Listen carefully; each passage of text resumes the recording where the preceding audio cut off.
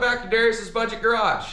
Today we're going to be talking about what does it really cost to build a Turbo LS, Mustang, or Turbo LS anything. Because I'm going to tell you right from the start, don't be fooled by people saying you can build a junkyard anything LS for $1,000. If that's actually ever been done, it is a junk pile. I'll tell you that right now. What I've got is, I don't have a junkyard build. I have bought pretty good parts. There's far more extreme builds. There's far lower end builds. I think that my car is somewhere, a little above the middle of the road as far as what it costs to build one of these things. And well, I kind of jotted it all down. I did, through my whole build, I did keep most of the receipts. I'm able to go back online and see what I spent on, this or that.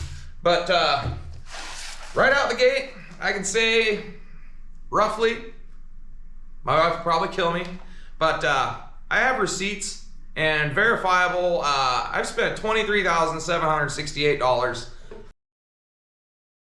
What? Building this car, including buying the car. So right off the bat, I might have bought my car in the maybe in the height of everything costing a ton of money. But I've got a '79 Mustang. It's the old school front end, as we can probably see here.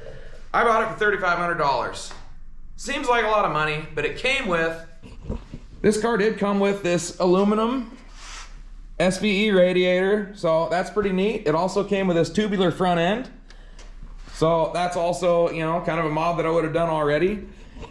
And then also in the back, it came with Team Z lower control arms, and that are adjustable, and it came with Team Z coil springs to go along with that. And then it came with a few other odds and ends and widgets. But anyways, so after the $3,500 I had up front for the car, the next purchase, naturally, when you're wanting to build a Turbo LS anything, is you find an LS. What I found was a good running 5.3 LS, came with a wiring harness, didn't use it. Well, in fact, I didn't use any of it. I used the block and the head castings, and I was $1,000 into it. In hindsight, I could have bought some core, because that's all I really would, because that's really all I would have needed. And then, well, in total, I have $17,268 in verifiable receipts. That does not include, I'm guessing here, probably $2,000 I spent at Napa or AutoZone or random purchases on Amazon or whatever, doing the plumbing, the little wire connectors, the battery cables, alternator, etc. And well, 10,000 of that was straight up to Summit. In my case, my last project, or my last car, I had a C6 Corvette, and it was an LS3, so any of the parts I had laying around, totally not relatable to an Iron Block Gen 3 5.3 LS.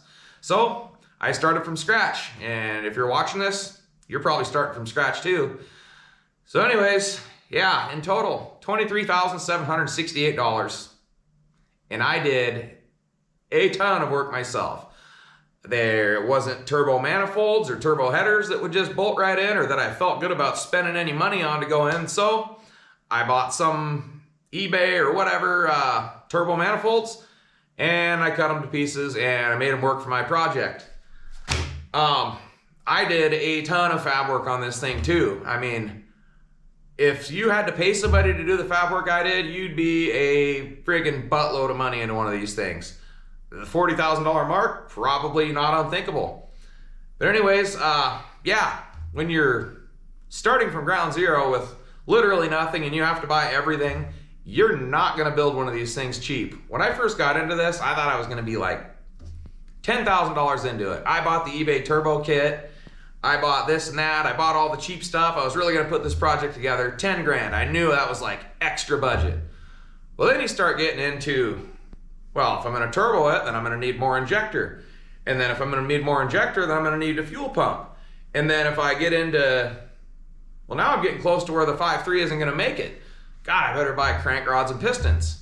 And then when you get into that, God, I already spent that money on crank rods and pistons. I better do ARP through the whole thing. Well, God, now I did that, I better do roller rockers. And it just snowballed into, in the end, I just bought everything I bought everything. I didn't buy the highest end of everything, but I bought pretty close to the highest end of everything.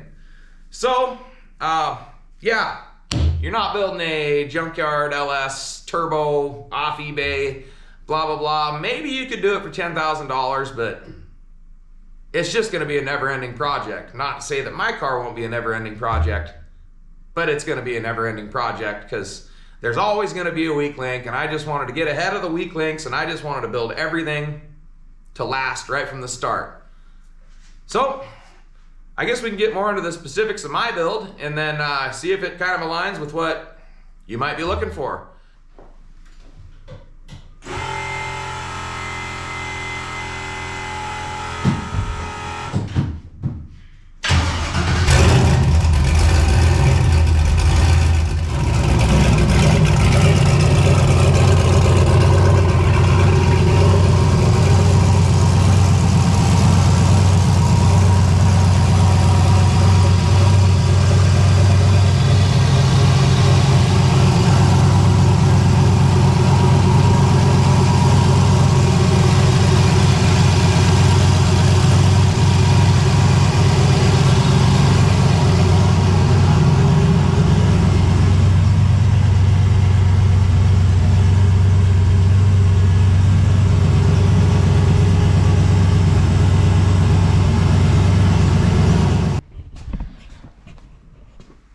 So there's a little fire up. So we'll start at the beginning. When I bought this car, like I said, it came with a tubular front end, which I put that on first thing when I was still living in a rental, and I did this in a gravel carport. As we can see, we had to do some modification because I went with a slightly bigger than normal turbo here. It's a S488. It's an 8896 turbo. It's big. It's supposed to support 1,350 horsepower. So we got that. And then with that, like I said, I've got my junkyard manifold, or not junkyard. With that, I've got my eBay manifolds. I flipped them upside down. And then I bought a few various stainless steel kits. And yeah, we built shortened manifolds. We built a Y-pipe. We have an expansion joint in here. And then also, I built all my intercooler piping, and I bought a air-to-water intercooler. It's also supposed to be good for 1,200 horsepower. So yeah, there's the basics of it. Then when you get into all that, you've got to have a fuel system for it. So we got into the fuel injector clinic, FIC 1650s. We all know those cost a lot of money. That was one of the more painful purchases in this whole deal. I don't know why, but it just a very, very small box for like a few $1,000s. So anyways, yeah, then I went with the electric water pump because I didn't want to have a manual water pump, and I've heard high revs, you're gonna ruin belts or cavitate, I'm not sure. But anyways, electric water pump. We've got the sheet metal intake manifold, which is, well, those are cheap. We all know those are like 150 bucks on eBay. Same with the 102 throttle body, but it's on there. So yeah, then you go underneath. I've got my QA1 K-member buried down in there. And then I have right down there, I've got my QA1 coilovers. Those are looking good in there. And then, yeah, we go to the inside. Obviously, we've got the Holley Terminator X. Got my B&M shifter. Got the little 3.5-inch display up here in the dash. And the switch panel. There's more fabrication I did myself. I'm sure there was an alternative, but yeah, I'm a fabricator, so I wanted to do something kind of cool. And then I've got the Rhodes Race Cars roll cage in here. That was actually like, I would have done this roll cage differently, but it was like 450 bucks shipped to my door, bent, ready to notch and install. So I spent the 450 bucks and I had to ship to my door, and I notched it and I installed it. And then I went with the Summit wheels. I think I'm rambling. Front and rear, I've got the Summit 15 by 4.5s in the front. I've got Summit 15 by 10s in the back, and then some Hoosier drag radial 275s. I kind of regret that. They have a DOT number, but they're not DOT legal, and they have been proving to not be best suited for what I'm trying to do with this thing. It's kind of like a no prep or a street race car, and these things are only making like 12.5 pounds of boost right now, and it is completely unmanageable. I wish I would have just gone to a full drag slick, because that's really all this thing's gonna be. I'm not gonna drive it to work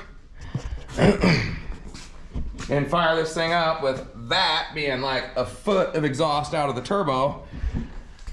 Because I leave for work at 4 in the morning, and I live in kind of an old folks neighborhood, and they wouldn't be happy with me at all.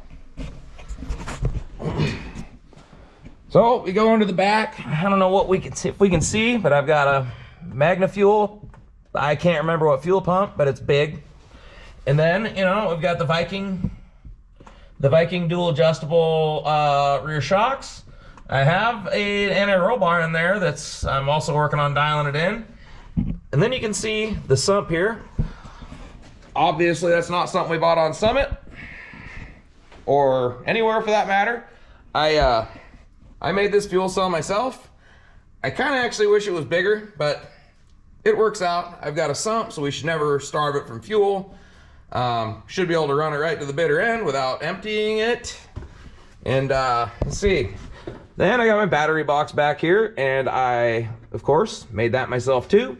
Another little custom touch. Nobody will probably ever see it, except for you guys right now. But it's there. And if you ask me, it looks really freaking cool. And then we've got the water tank in the trunk, trying to keep weight to the back here.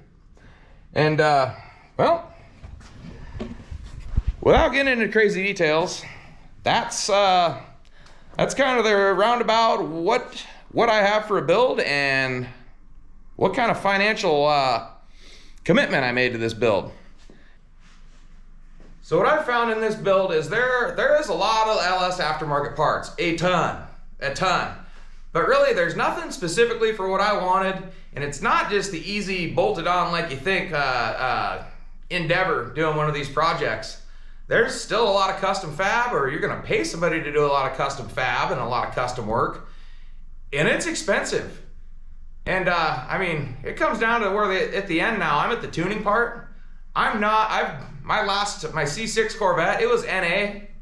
Well, my last C6 was an LS3 built, spent a ton of money on the motor, had nitrous on it. I had the thing on the dyno 2 times, and both times the dyno was $3,000 the first time and $4,500 the second time. I'm not doing that go around with this. I've been learning on my own. It's a slow process. I wasted half the summer doing my tuning, doing my whatever, and we're finally getting into the power, and well, it's raining now. So we're kind of at the end of the year. I'm kind of at the end of this project, and I thought it was a good time to break down what this really takes to do one of these things. I wish there was actually more of an aftermarket backing for these things, but there's just not a place that you can go buy one single thing. There's allegedly a lot of parts out there, but I just wasn't willing to make the investment in whatever, $500, $1,000, $2,000. I wasn't willing to make the investment for something that might work, so I ended up making everything myself. And I know in the comment section on this video, there's gonna be a lot of experts that tell me that I did this wrong or that wrong, or there is this part or is that part. Well, I don't know. Every time I go look at these guys that are telling me I'm an idiot, I don't see anything that shows me they know any better. So hopefully my opinion matters something to somebody. Thanks for watching. We'll see you next time. Don't forget, like and subscribe.